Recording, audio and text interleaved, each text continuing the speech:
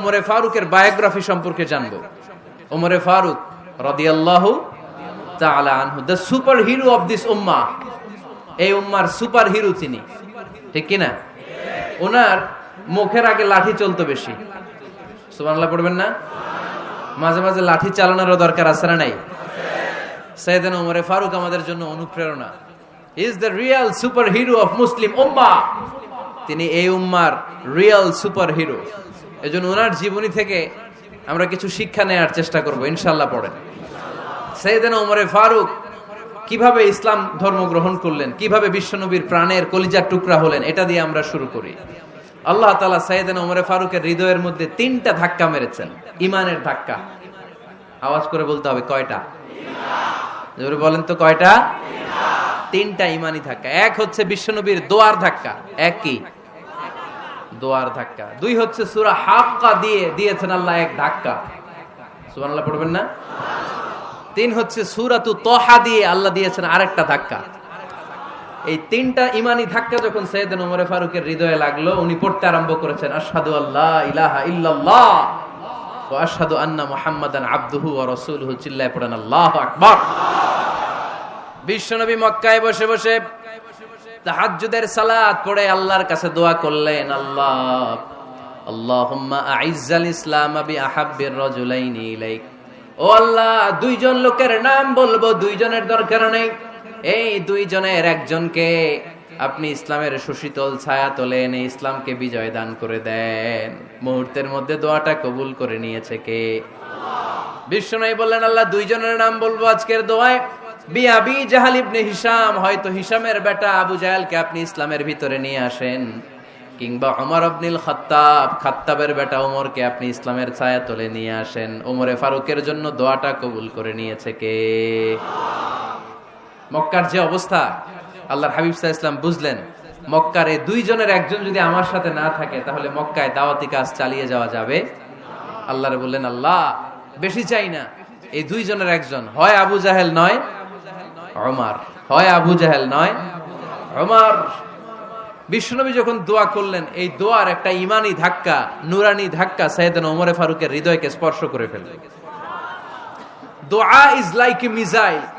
এই যে আমরা দোয়া করি, এটা মিসাইলের মতো। যুদ্ধে মিসাইল হামলা করে না? মিসাইল হামলা করার পরে এই মিসাইল লক্ষ্য বস্তুতে যে ভেদ করে, ঠিক কিনা? তেমনি দোয়ার মতো যদি আপনি দোয়া করতে পারেন, আপনি যেই জন্য দোয়া করেছেন ঠিক ওই জায়গায় যে আপনার দোয়া স্পর্শ করে। সুবহানাল্লাহ পড়বেন না? বিশ্বনবীর দোয়ার মাধ্যমে প্রথমে সাইয়েদনা ওমর ফারুকের হৃদয়ে এক ধাক্কা লাগলো। 2 নম্বরে রব্বুল আলামিন সূরাতুল হাক্কা দিয়ে ওমর ফারুকের হৃদয়ের মধ্যে দিলেন এক ধাক্কা। পড়েন আল্লাহু আকবার। কোরআনের ভেতরে সূরাতুল হাক্কা নামে একটা সূরা আছে না নাই? আল হাক্কাতু মাল হাক্কা ওয়া মা আদরাকা মাল হাক্কা। পড়েন আল্লাহু আকবার। বিশ্বনবী যখন দোয়া করলেন, ওই দোয়া যখন সাইয়েদনা ওমর ফারুকের হৃদয়ে স্পর্শ করলো, সাইয়েদনা ওমর ফারুক সব সময় বিশ্বনবীরে ফলো করতে আরম্ভ করলেন।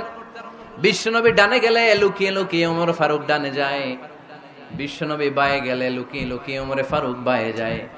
বিশ্বনবী একবার মসজিদুল হারামে যে নামাজ পড়তে শুরু করলেন, ওমর ফারুক তখন বিশ্বনবীর পিছু পিছু ছদ্মবেশে পেছন থেকে যে বিশ্বনবী কিভাবে নামাজ পড়ে দেখতে শুরু করলেন। বিশ্বনবী ইন দা মিন টাইম এশার নামাজে আল হাক্কাতু মাল হাক্কা তেলাওয়াত শুরু করে দিলেন। আল হাক্কাতু মাল হাক্কা তেলাওয়াত শুরু করে দিলেন। তেলাওয়াত করতে করতে বিশ্বনবী যখন তেলাওয়াত করতেছে, ওমর ফারুক এরকম দুলতেছে আর মজা পাচ্ছে। ও মিয়া, বিশ্বনবীর কণ্ঠ বুঝি আমার মতো কণ্ঠ, আপনার মতো কণ্ঠ, আহমদ বিন ইউসুফের কণ্ঠ, আব্দুল বাসিতের কণ্ঠ না? বিশ্বনবীর গলায় যে কি সুরের ঝংকার আল্লাহ দিয়েছেন, কি সুরের লহরী আল্লাহ দিয়েছেন, একবার যে শুনতো পাগল হয়ে যেত। আল্লাহু আকবার। বিশ্বনবী সূরা হাক্কা মন্ত্রমুগ্ধ তেলাওয়াতে, মন্ত্রমুগ্ধ সুর দিয়ে, মন্ত্রমুগ্ধ কণ্ঠ দিয়ে তেলাওয়াত করতে লাগলেন। এশার সালাতে ওমর ফারুক দুলতে লাগলেন। ওমর ফারুক যত শুনেন অবাক হয়ে যায়, যত শুনেন অবাক হয়ে যায়, যতই শুনে অবাক। কিরে? কারণ তিনি আরবি ভাষা বুঝতেন, এত সুন্দর শব্দের গাঁথনি, এত প্রাঞ্জল বর্ণনা, এত সুন্দর অন্তমিল, এটা কবিতা না হয়ে পারে না। উনি মনে মনে ভাবলেন এটা মনে হয় কবিতা, it might be poem, it could be poem. Muhammad মনে হয় কবি হয়ে গেছে, তার কাব্য প্রতিভা দিয়ে সে এটা বানিয়েছে। তা না হলে এত সুন্দর কথা, এটা কবিতা না হয়ে পারে। ইন দ্য মিন টাইম বিশ্বনবী কিন্তু দেখতেছে না যে পেছনে ওমর। বিশ্বনবী তেলাওয়াত করছিলেন, ইন দ্য মিন টাইম বিশ্বনবী পড়ছিলেন ওমা হুয়া বিকাউলি শাইরিন কলিলাম মা তুমিনুন। এই আয়াতের অর্থ হলো এটা কোনো কবির কথা নয়, খুব অল্প সংখ্যক লোকই তোমরা ঈমান আনো। সুবহানাল্লাহ পড়ে। এটাকে বলে কোইন্সিডেন্ট। কোইন্সিডেন্ট হুট করে অনেক সময় মিলে যায়, যায় কি যায় না? আপনি একজনের কথা ভাবতেছেন, বাজারে গেলেন, বাজারে যেই দেখেন ওই লোকটা দাঁড়ায় আছে, এরকম হয় কি হয় না? কোইন্সিডেন্ট। ওমরে ফারুক মনে মনে যেটা ভাবতেছে ওই কথা দিয়ে বিশ্বনবী তেলাওয়াত করতেছে, আল্লাহু আকবার। বিশ্বনবী যে আয়াত তেলাওয়াত করছিলেন, আয়াতের অর্থ হলো এটা কোনো কবির বানানো কবিতা না, খুব অল্প সংখ্যক লোকই তোমরা ঈমান আনো। ওমরে ফারুক আটকে উঠলেন, থমকে দাঁড়ালেন। ঘটনা কি? আমি মনে মনে ভাবলাম, কি রে এত সুন্দর কথা, এটা তো মানুষের কথা হতে পারে না, এটা নিশ্চয়ই কবিতা, কবির কথা। কিন্তু মুহাম্মদ এখন আবার পড়তেছে ওমা হুয়া বিকাউলি শাইর, এটা কোনো শায়েরের, কবির কথা নয়। কলিলাম মা তুমিনুন, অল্পই তোমরা ঈমান আনো। তার মানে আমার মনে যা চলে মুহাম্মদ এটা টের পায়। মুহাম্মদ গণক। নাউজুবিল্লাহ পড়বেন না? মুহাম্মদ অনেক বড় মাপের একজন গণক। মানুষের হৃদয়ে কি চলে, মনে মনে কি ভাবে, মুহাম্মদ না দেখেও বলে দিতে পারে। ইন দা মিন টাইম বিশ্বনবী পরের আয়াতে পড়লেন ওয়ালা বিকাউলি কাহিনিন কলিলাম মা তাযাক্কারুন। এই আয়াতের অর্থ হলো এটা কোনো গণকের বানানো গণনা নয়, খুব অল্প সংখ্যক লোকই তোমরা উপদেশ হিসেবে এটাকে মানো। সুবহানাল্লাহ পড়েন। এবার আর ওমরে ফারুকের সহ্য হয় না, কি আজীব তামাশা। প্রথমে মনে করলাম কবিতা, মুহাম্মদ কয় কবি না, সে কবি না, এটা কবিতা না। তারপর ভাবলাম সে গণক, সে আয়াত পরে পরে বলে দিল এটা গণনা নয়, তাহলে এটা কি? এটা কি কবিতাও না, গণনাও না, তাহলে এটা কি? বিশ্বনবী তখন পড়লেন তানজিলুম মির রাব্বিল আলামিন। সুবহানাল্লাহ পড়েন। পরের আয়াত ছিল তানজিলুম মির রাব্বিল আলামিন। এটা দুনিয়ার কোনো কবির বানানো কবিতা না, এটা কোনো গণকের গণনা না, এটা কোনো সাহিত্যিকের বানানো সাহিত্য নয়, এটা মহাবিশ্বের পরিচালক রব্বুল আলামিনের কাছ থেকে পাঠানো কিতাব কোরআন। সূরা হাক্কার ধাক্কায় ওমরে ফারুক কাইত। প্রথমে ধাক্কাটা লাগলো যে দোয়া। বিশ্বনবী তাহাজ্জুদে কেঁদে দোয়া করলেন, আল্লাহ হয় আবু জাহেল রে দিবা, নাইলে ওমর রে দিবা। ওই দোয়া ওমরে ফারুকের হৃদয়ে ছোঁয়া লেগেছে। এরপরে হাক্কা, সূরাতুল হাক্কা দিয়ে দিলে এক ধাক্কা। এই ধাক্কা খেয়ে উথাল পাথাল হৃদয়ের মধ্যে, হায় রে এ কি বাণী, এ কেমন কথা, কে মুহাম্মদ? তারপরও শয়তানের ওয়াসওয়াসা আছে না নাই?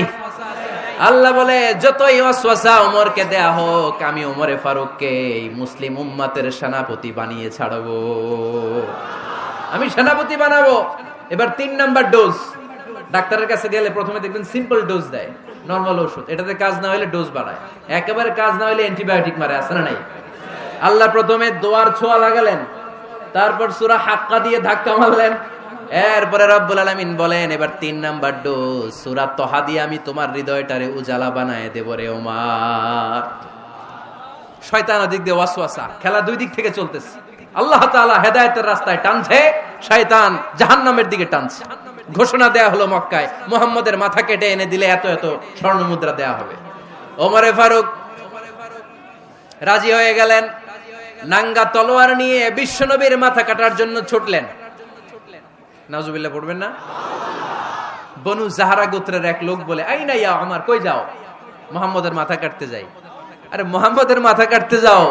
তোমার বোন ফাতিমা বিনতে খাত্তাব আর তোমার বোন জামাই সাঈদ কদ সাবা, এরা তো ধর্ম ত্যাগ করে ফেলছে, এটা তো আমাদের ধর্ম ত্যাগ করে মুহাম্মদের ফলোয়ার হয়ে গেছে। আগে ওমর ঘর সামলাও, পরে মুহাম্মদের মাথা কাটতে যেও। ওমরে ফারুক অবাক হয়ে গেলেন, তলোয়ার নিয়ে বিশ্বনবীর দিকে না যে নিজের বাড়ির দিকে চলে গেলেন। বিশ্বনবীর আপন বোন ফাতিমা বিনতে খাত্তাব, বোন জামাই সাঈদ আর খাব্বাব রাদিয়াল্লাহু তাআলা আনহু, 3 জন মিলে সূরা তহা তেলাওয়াত করছিলেন। পড়েন সুবহানাল্লাহ। মক্কায় লুকিয়ে লুকিয়ে দাওয়াত হতো। খাব্বাব রাদিয়াল্লাহু তাআলা আনহু একটা চামড়ার ফলকের মধ্যে সূরা তহার কয়েকটা আয়াত এনে ওমরে ফারুকের বোন আর বোন জামাইকে শিক্ষা দিচ্ছে, ট্রেনিং দিচ্ছে। সুবহানাল্লাহ পড়েন। লুকিয়ে লুকিয়ে ওমরে ফারুক যখন ঘরে চলে আসলেন, এরা তটস্থ হয়ে গেল। সাইয়েদনা খাব্বাব বিছানার তলায় লুকিয়ে গেলেন। ওমরে ফারুক বললেন, দরজা খোলো। ফাতেমা বিনতে খাত্তাব দরজা খোলার পরে নির্মম ভাবে সাইয়েদনা ওমর রাদিয়াল্লাহু তাআলা আনহু বোনের গায়ে আঘাত শুরু করে দিল। বোন জামাইকে আহত করতে শুরু করলো আর বলতে শুরু করলো, তোরা পাগল হলি কেন? কি আছে ওই মুহাম্মাদের মধ্যে? কি জাদু নিয়ে এসেছে? সে যাই বলে লোকজন পাগল হয়ে যায়, সবাই তার উপর কালিমা পড়ে ঈমান এনে ফেলে। কি এমন জিনিস তোদের কাছে আছে যেটা দেখে মুহাম্মদকে তোরা ভালোবাসলি? কি আছে? কি পড়তেছিলি আমারে দেখা। ফাতেমা বলে, ইন্নাকা রিজসুন লা ইয়ামাসসুহু ইল্লাল মুতাহহারুন। ও আমার ভাই ওমর, তুমি নাপাক। তুমি কি? লা ইয়ামাসসুহু ইল্লাল মুতাহহারুন, পবিত্রতা অর্জন না করে এই কোরআন ধরা যায় না। সুবহানাল্লাহ পড়েন। ওমরে ফারুক গোসল করে আসলেন, কারণ ধাক্কা তো আগে কয়েকটা খাইছে। কথা বুঝেন নাই বোধহয়। প্রথমে দোয়ার ধাক্কা, পরে কোন সূরা দিয়ে ধাক্কা? হাক্কা দিয়ে ধাক্কা। 3 নম্বরে এখন আরেকটা ধাক্কা খাবে। গোসল করে আসলেন। ফাতেমা বিনতে খাত্তাব বললেন, গোসল যখন করে এসেছেন, এই নেন। ওমরে ফারুক এবার চামড়ার কাপড়ের মধ্যে সূরা তহার প্রথম আয়াতের দিকে নজর করলেন। নজর করেই কোরআনের প্রেমে পড়ে গেলেন। পড়েন সুবহানাল্লাহ। ওমরে ফারুক পড়তে আরম্ভ করলেন, তহা মা আনজালনা আলাইকাল কুরআনা লিতাশকা ইল্লা তাযকিরাতাল লিমান ইয়াখশা তানজিলাম মিম্মান খালাকাল আরদা ওয়াস সামাওয়াতিল উলা। সুবহানাল্লাহ পড়েন। উনি পড়তে আরম্ভ করলেন, তহা মা আনজালনা আলাইকাল কুরআনা লিতাশকা, এই কোরআনকে আমি তোমাদের হতভাগ্য জাতি হিসেবে দুনিয়ায় থাকার জন্য পাঠাই নাই। এটা রব্বুল আলামিনের পক্ষ থেকে এসেছে। যারা রবকে ভয় করে তাদের জন্য আছে উপদেশ। যিনি আকাশ বানিয়েছেন, জমিন বানিয়েছেন, ওই আল্লাহ তাআলা নিজেই এই কোরআন পাঠিয়েছে। আওয়াজ করে পড়তে হবে, আল্লাহু আকবার। উনি খুব ভালো আরবি জানতেন। সূরা তহা পড়ার পরে আর ধৈর্য ধারণ করতে পারে না। ওমরে ফারুক ছোট্ট বাচ্চার মতো কান্না শুরু করে দিলেন। আল্লাহু আকবার। সূরা তহাটা হাতে নিয়ে, তলোয়ারটা হাতে নিয়ে বিশ্বনবীর দিকে ছুটতে আরম্ভ করলেন। আইনা মুহাম্মদ, কোথায় মুহাম্মদ? তোমরা আমাকে মুহাম্মাদের কাছে নিয়ে চলো। বিশ্বনবী তখন সাফা পাহাড়ের পাদদেশে দারুল আরকাম ইবনে আলকামের ঘরে লুকিয়ে লুকিয়ে কোরআনের দাওয়াত দিতেন। ওমরে ফারুককে পাগলের মতো ছুটে আসতে দেখে বিশ্বনবীর চাচা হামজা ইবনে আব্দুল মুত্তালিব বলল, নবী আপনি পালান। ওই যে খাত্তাবের বেটা ওমর আপনাকে অপমান করার জন্য, আক্রমণ করার জন্য তেরে এসেছে। সাহাবীরা বললেন, নবী আপনি পালিয়ে যান, আমরা সামাল দেব। বিশ্বনবী বললেন, না, আমি পালাবো না, বরং তোমরা সরে যাও। ওমর ইবনুল খাত্তাবকে আমার দরবার পর্যন্ত আসতে দাও। আমার তো মনে হচ্ছে ওই যে তাহাজ্জুদের নামাজ শেষে চোখের পানি ছেড়ে যে আমি আল্লাহর কাছে দোয়া করেছি, আজকে আমার ওই দোয়াটা কবুল হতে শুরু করেছে। আমার তো মনে হচ্ছে আমার দোয়া কবুল হবে, আসতে দাও। ওমর ফারুক এসে বললেন, আশহাদু আল্লা ইলাহা ইল্লাল্লাহ ওয়া আশহাদু আন্না মুহাম্মাদান আবদুহু ওয়া রাসূলুহু। আমি সাক্ষ্য দিলাম আল্লাহ ছাড়া কোনো ইলাহ নাই, নিশ্চয় আপনি আল্লাহর প্রেরিত বান্দা এবং রাসূল। পড়েন সুবহানাল্লাহ। ওমর ফারুক যখন কালিমা শাহাদা পড়ে মুসলমান হয়ে বিশ্বনবীর হাতে হাত রাখলেন, মুসলিম সাহাবীদের মধ্যে খুশি আর আনন্দের বন্যা বয়ে গেল। মুসলিম হাতে গোনা সাহাবারা আল্লাহর প্রশংসা করলেন। বিশ্বনবী সাইয়েদনা ওমর ফারুককে জড়িয়ে ধরলেন। ওমর ফারুক এবার বিশ্বনবীরে বললেন, নবী গো, আলাসনা আলাল হক, আমরা কি সত্যের উপরে আছি নাকি আমরা ভুলের উপরে আছি? বিশ্বনবী বললেন, বালা নাহনু আলাল হক, আমরাই সত্যের উপরে আছি। সুবহানাল্লাহ পড়ে। আলাসনা আলাল হক, নবী আমরা কি সত্যের উপরে নাই? হ্যাঁ অবশ্যই ওমর, তুমি সত্যের উপরে আছো। ওমরে ফারুক বললেন, তাহলে ফাফিমাল ইখতিফা, তাহলে লুকায় লুকায় আর দাওয়াত দেব কেন? আমি তো কালিমা পড়ে ফেলছি, আসেন আমার সাথে বের হই। ফাফিমাল ইখতিফা, আর লুকায় লুকায় কেন? আসেন আমরা বাইরে বেরোই। বিশ্বনবী বললেন, ওমর এটা মাক্কি জীবন, এখানে আমরা একটু গোপনে গোপনে দাওয়াত দিতে চাই। ওমরে ফারুক বলে, না, আমার দায়িত্ব, আমি একটা মিছিল দিতে চাই নবী। আল্লাহর নামের তাকবীর দিতে দিতে দারুল আরকাম থেকে শুরু করে মসজিদুল হারাম পর্যন্ত একটা মিছিল দিয়ে আমি মক্কা কাঁপাইয়া দেব। অনুমতি দেন। বিশ্বনবী দিতে চায় না। ওমর ফারুক অনেক বুঝানোর পরে স্বল্প পরিসরের একটা অনুমোদন পাওয়া গেল বিশ্বনবী সাল্লাল্লাহু আলাইহি ওয়াসাল্লামের কাছ থেকে। কিন্তু মিছিল যে দিবে, মিছিলের জন্য লোকের দরকার আছে না নাই? এখানে লোক নাই, আমি একাই মিছিল দিতেছি। এটা জমবে? মিছিল জমবে? খুঁজে উনি 11 জন মুসলিম সাহাবা পেলেন। কয়জন? ওমরে ফারুক বললেন 11 জনই সই। এই 11 জন নিয়েই আমি আল্লাহর নামের তাকবীর দিব। 2 লাইন করলেন। কয় লাইন? 2 লাইন। পেছনে 6 জন, আর এই লাইনের নেতা বানালেন বিশ্বনবীর চাচা হামজাকে রাদিয়াল্লাহু তাআলা আনহু। আর সামনে 5 জন, তার আগে দাঁড়ালেন উনি নিজেই। তাহলে 6 6 12। বললেন এই 2 লাইনই আমরা তাকবীর দিতে দিতে, বেশি না, এই দারুল আরকামের ঘর থেকে, আপনারা জানেন যে সাফা মারওয়া এখন যে সাই হয়, এই সাফার পাদদেশে ছিল দারুল আরকামের ঘর। উনি বললেন এখান থেকে ওই যে কাবার গিলাফ দেখা যায়, কাবার গিলাফ পর্যন্ত আমরা এই তাকবীর নিয়ে ওখানে যাব। সুবহানাল্লাহ পড়বেন না? ওখানে উনি দাঁড়িয়ে ছোট্ট একটা ভাষণ দিয়েছিলেন। উনি বলেছিলেন, মান আরাদা আন তাসকুলা উম্মু ওয়া ইয়াতামা ওয়ালাদু ওয়া তারমিলা যাওজাতুহু ফালিয়াসুদ্দানি। খেয়াল করে শুনেন, কান দুইটা খরগোশের কানের মতো খাড়া করেন। উনি এক বাক্যের একটা ভাষণ দিলেন। ভাষণ দিতে জানলে বড় ভাষণ দেয়া লাগে না। এক বাক্যের ভাষণ দিয়ে গোটা বিশ্বকে ঝাঁকুনি মারা যায়। চিল্লায় বলো ঠিক কিনা? ওমরে ফারুক এক বাক্যের একটা ছোট্ট ভাষণ দিলেন।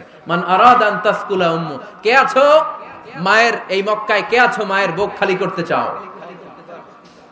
ইয়া আচামা ওয়ালাদু, কে আছো বাচ্চাগুলারে, নিজের সন্তানগুলোরে ইয়াতিম বানাতে চাও?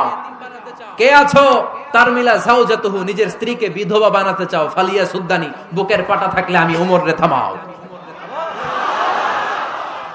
ফালিয়া সুদ্দানি, দেখি মক্কায় কার এত বড় বুকের পাটা। কে আছো মায়ের বুক খালি করতে চাও, সন্তান রে এতিম বানাতে চাও, স্ত্রীকে বিধবা বানাতে চাও? ফালিয়া সুদ্দানি, পারলে আমারে ঠেকাও। এই বলে উনি আল্লাহু আকবার, আল্লাহু আকবার, আল্লাহু আকবার বলে স্লোগান শুরু করে দিলেন। এক এক স্লোগানে মক্কার মরুজমিন থারথার করে কাঁপতে আরম্ভ করল। এই মিছিল মক্কার কেউ দেয় নাই। মিছিলের আওয়াজ শুনে আবু জাহেল বাইরিস, উতবা বাইরিস, শাইবা, ওয়ালিদ ইবনে মুগিরা সব বের হয়েছে। কিরে, আমার এলাকায় এত বড় স্লোগান, কার এত সাহস? বের হয়ে দেখে মিছিলের সামনে ওমর। ওমর রে দেখে দিছে এক দৌড়। কারণ ওমরে ফারুককে থামানোর মতো বাপের বেটা মক্কায় দ্বিতীয়টা কেউ ছিল না। আওয়াজ করে বলেন ঠিক কিনা? ওমরে ফারুক আল্লাহু আকবার, আল্লাহু আকবার বলে স্লোগান দিতে দিতে মসজিদুল হারামের ভেতরে ঢুকে গেল। কাবার গিলাফ ধরার পরে সেদিন মিছিল থেমেছে। ওই আল্লাহর নামের স্লোগান সেদিন কেউ থামাতে পারে নাই, কিয়ামত পর্যন্ত কেউ থামাতে পারবে না। চিল্লায় বলো ঠিক কিনা?